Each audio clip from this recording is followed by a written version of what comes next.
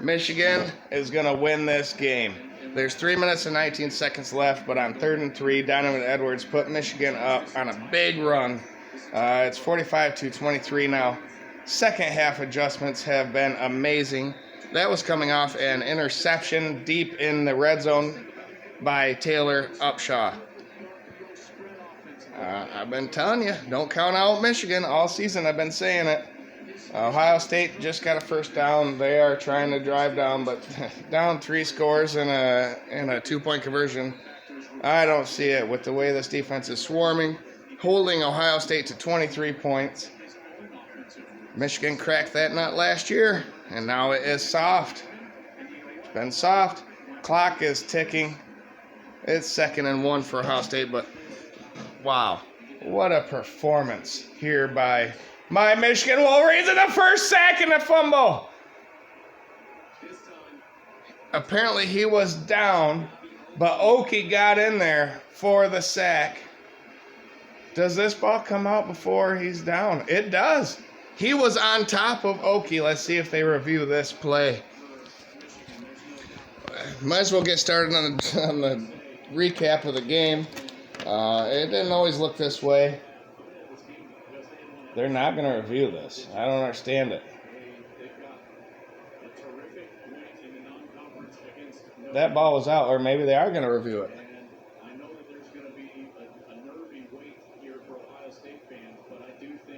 No one gave Michigan credit for their victory last season at home over Ohio State or the Big Ten Championship. It was like the most underwhelming Big Ten title. No one gave Michigan a chance or even gave them accolades for their win. Well, that's about to change. I knew we had to back it up with a win at Ohio State. First time since the year 2000. I was 10 years old.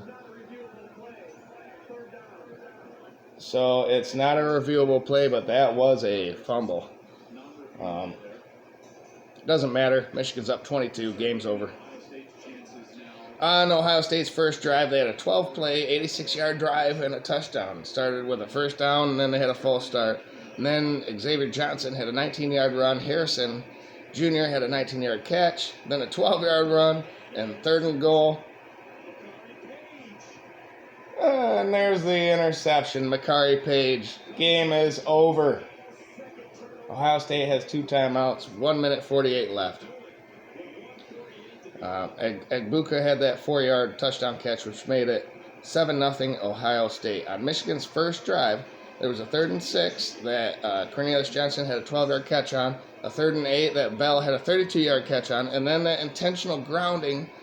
And you know what? That either way, whatever.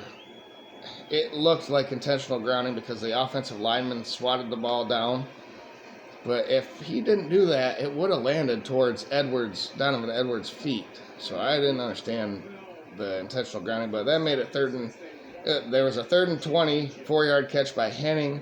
And then 4th and 16, Moody made the field goal, which made it 7-3 Ohio State. It was a 49-yard field goal. Ohio State's second drive, Egbuka had a 12-yard catch plus a face mask. It wasn't really a face mask. It was like a side swipe of the helmet. Anyway, 3rd and 2, they got a first down, and the 3rd and 9 was incomplete. They were forced to kick a field goal. It was 10-3 Ohio State at that point with 1 minute left in the first quarter. Ohio State was playing that game control, that ball control early. They were taking Michigan's spot, the page out of the Michigan playbook. On Michigan's second drive, though, 3rd and 5, incomplete, right through the hands of Ronnie Bell. It was a cannon. But it was a 3-and-out, and Michigan was forced to punt. Ohio State's third drive, first down, Egbuka had an 11-yard catch, and on a 3rd and 5, they got 3 yards. 4th and 2 was incomplete. So turnover on downs. On Michigan's third drive, a 3-and-11 was overthrown by J.J. McCarthy, a 3-and-out. So this game started off slow, stagnant, pretty much for both sides. Ohio State's fourth drive, they had a 16-yard catch, a 3rd and 5 pressure and incomplete. Moton had a pass breakup. They're celebrating. They're going to go shake. Hey, it was civil. It was a civil handshake. Okay. Michigan was forced, Ohio State was forced to punt on their fourth drive, and it was a touchback. Just barely got into the end zone. Michigan's fourth drive, a 3rd and 9. C.J. Cornelius Johnson, who I call CJ just for short, had a 69-yard TD catch and run, which made it 10-10. The game is tied up.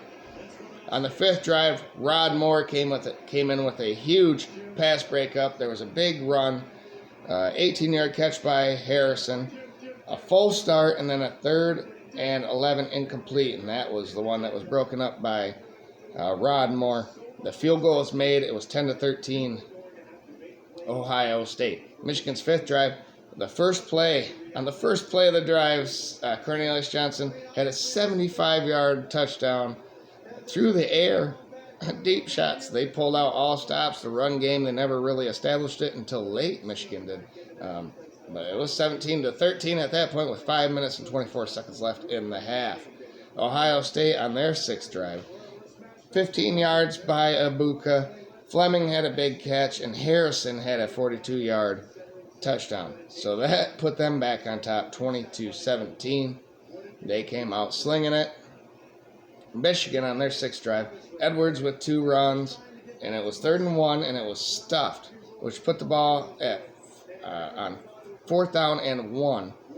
And I was wondering if we should go for it, should we punt it away? They punted it away. Ohio State on their 7th drive we got them to a 3rd and 4, and there was an incompletion, so they were forced to go 3 and out.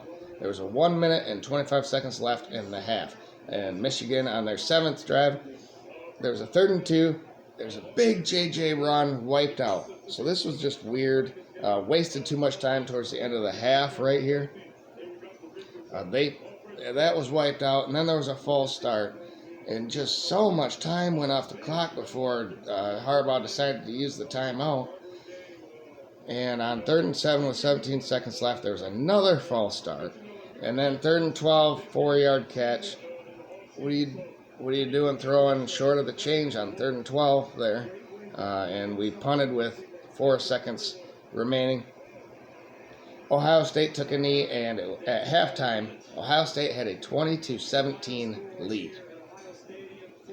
So, I was thinking, close game. This is about what I expected. And then second half adjustments, like I said, Michigan's been great at them all year. And that's where Michigan outscored Ohio State 28-6 in the second half.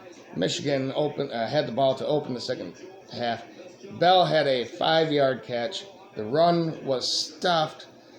And on 3rd and 5, Edwards had a 4-yard run. It was 4th and 4, and they went for it on 4th down and 1 on their own side of the field, which was gutsy. But JJ ran for 19 yards on that play, and then the very next play, Colston Loveland, the freshman tight end, had a 45-yard touchdown, which made it 24-20. Big plays all over the place, and I got to give kudos to Steve Dace. He said we might play action them to death, and that is what was working for Michigan, even though Corum basically only had 2 carries all game early. Edwards came in late and started to lay the groundwork for Michigan, but Ohio State on their 8th drive, they got a first down, and Trainum had an 8-yard run. Trainum was their guy. Mine Williams started early, and you really didn't see him much later. You never saw Travion Henderson. And then the freshman, Hayden, or was it? Didn't really see him either. Trainum was their guy. On 3rd and 3, it was stuffed, and they were forced to punt the ball.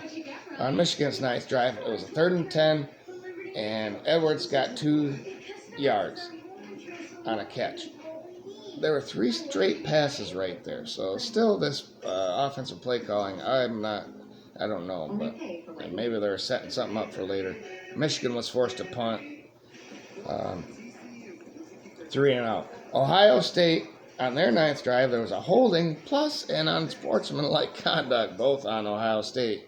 which set up like a 3rd and 35, or 1st and 35. On 3rd and 19, they had a catch for 13 yards. Then there was an illegal snap. And so it was 3rd and 25, or 4th and 25. They were forced to punt the ball. Michigan, on their 10th drive, Edwards had a catch. JJ had a run for the first down. JJ had another 9-yard run. Edwards had a 12-yard run. This is just a great drive for Michigan. On 3rd and 1, there was a trick play pass by Khalil Mullings, the running back, who used to be linebacker, to Luke Schoonmaker for a big gain. And then Edwards had a 6-yard run. It was 3rd and 3 at this point. Edwards did have the 3-yard run, but there was a question of whether he got it or not, confusion of time and down. Harbaugh was wanting to know, and he was forced to call a timeout as the game clock was winding down, or the play clock was winding down. So right then and there, it was the end of the 3rd quarter. 1st and 10 from Ohio State's 13-yard line. And then they were awarded that timeout back, which never happens. That was weird. And timeout on 2nd and 11. On 3rd and 11, there was a pass interference on Ohio State, so now it was 1st and goal. Then it was 2nd and goal after a run, 3rd and goal after a run, and then J.J. McCarthy on a designed keeper had the touchdown run, 31-20 at this point. Michigan, basically the game is over. Ohio State on their 10th drive. On 3rd and 3, it was incomplete. And on 4th and 3, they decided to punt the ball. It's kind of near midfield. I don't understand that call. Anyway, it was a 3 and out, and then they got an unsportsmanlike on the kick. And then, which set up Michigan in good field position, and then a pass interference put the ball on the Ohio State 42-yard line. On 3rd and 8, JJ had a 1-yard run, and Moody missed the long 50-plus yard field goal. The wind was swirling. That ball just went outside. 31-20 still. Ohio State on their 11th drive, 3rd and 7. Abuka had a catch for a big gain. And on 3rd and 5 from Michigan's 9 was incomplete. Sainer still. Again, with the huge pass breakup, they were forced to kick the field goal, and it was good. So Ohio State is down 8, 31-23, with 7 minutes and 23 seconds left. Michigan on their 12th drive. Edwards, it was a one-play drive. Edwards, 75-yard touchdown run. And that's pretty much where we were when I came on, started filming this video. It was 28-23 at that point. Ohio State on their 10th drive. Egbuka, first down. Another first down for Ohio State. Another first down for Ohio State. And then another first down for Ohio State, but it was 3rd and 10 from Michigan's 16-yard line when the ball was intercepted by Taylor Upshaw. And I think it was Edwards again that put the game up 45-23. What a dominant performance here by the University of Michigan. Enjoy the Rose Bowl, Ohio State. Maybe you sneak into the playoff. You did beat Notre Dame. That's one thing Michigan didn't have coming into this game, was a good non-conference win. So we shall see. Georgia handled business. TCU is coming up tonight. Clemson, I think, is playing South Carolina. I've been so into this game, I haven't really looked at that one. It's over, so I don't know who won there, but South Carolina was starting to come back in that. But wow. There you have it. What an amazing performance. Michigan moves on to the Big 10 Championship, and if Purdue wins today, that's who Michigan will be playing. I never had any doubt that Michigan could get this done. I didn't think it would be like this at all. Worse win than we had, or worse loss than Ohio State had at Michigan Stadium last year. We did it in their house after a whole year of them being pissed off and saying crap. I'm going to revel in this for so long, a whole year, 365 days. Go Blue, everybody. Remember to like the video. Share with others. Share this video with others. I'm sure they'll love it. And subscribe if you have not. Thank you, everybody. What a great Thanksgiving weekend it has been. Go Blue.